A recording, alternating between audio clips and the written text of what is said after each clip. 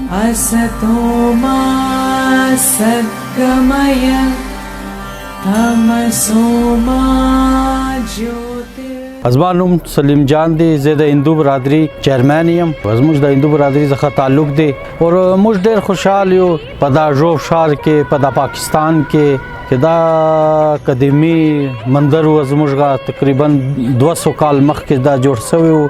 ډېټ اوس هم پرده باندې لیکل دي دروازې هغه هم دروازې لیکل دي. صرف 1929 کې دا صرف دروازه جوړ شوی دي. نور خو دا چې دی مندر چې دی دا خو 200 کال مخکې جوړ شوی دي. تقریبا دا زخم تقریبا دی دا. نور موږ دلته ډېر خوشاله یو. دلته لوکل پارټي چې دی جماعت اسلامي، علما کرام، پښتونخوا عوامي نېشنل پارټي، پی ټي آی دا ګرد زموږ ملګري دي. زموږ سره ډېر تعاون کوي. عید په دوران دوی ډېر تعاون کوي زموږ سره.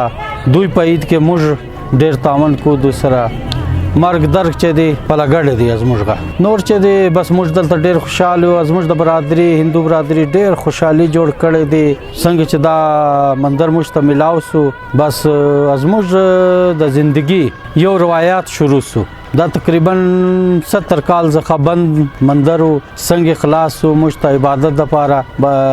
اول تقریبا 30 کال کار په دغه کې اسکول د ځخه اول چې دا اوقاف په انډر کې نو اسکول بچیان هم لږ خراب کړی دی. لیکن دغه دی کې بس موږ حکومت ته اپیل کوو چې دوی ته ریسټور کړي، موږ ته عبادت لپاره د اخلاص کړي. په دغه کې زموږ ښځې هم راځي عبادت ته، سړیان هم راځي. نو موږ دغه حکومت څخه اپیل کوو د پاکستان حکومت څخه چې دا جوړ کړي، سم جوړ کړي. موږ ته عبادت لپاره هم شروع شي چې زموږ عبادت شروع شي. دغه نور مندران هم شته زموږ په ژوب ښار کې.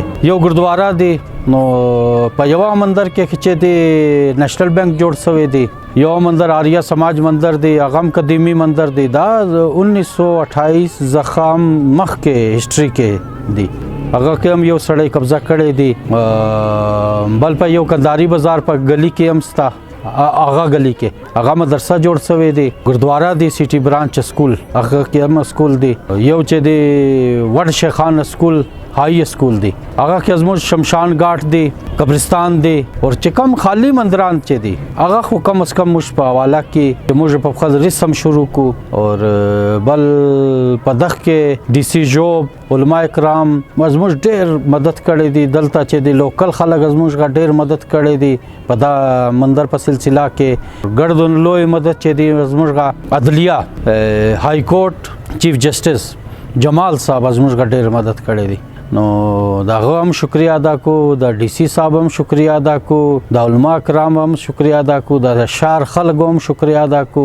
مخکې خو ډېر هندوانو دلته، لیکن کیا مې پاکستان کې بس دوی لاړې هجرت وکړې په انډیا ته لاړې. لیکن موږ پاتې سوي یو. موږ پاکستان ملګري یو. د پاکستان سره وفا کو، وفادار یو. موږ نیکه دلته پات سو یې موږ به پاکستاني یو. موږ نن هم پاکستاني یو. دلته تقریبا اوس زموږ چې دی 50 ځخه واخه 60 پورې کورونه دي، فیملیان دي.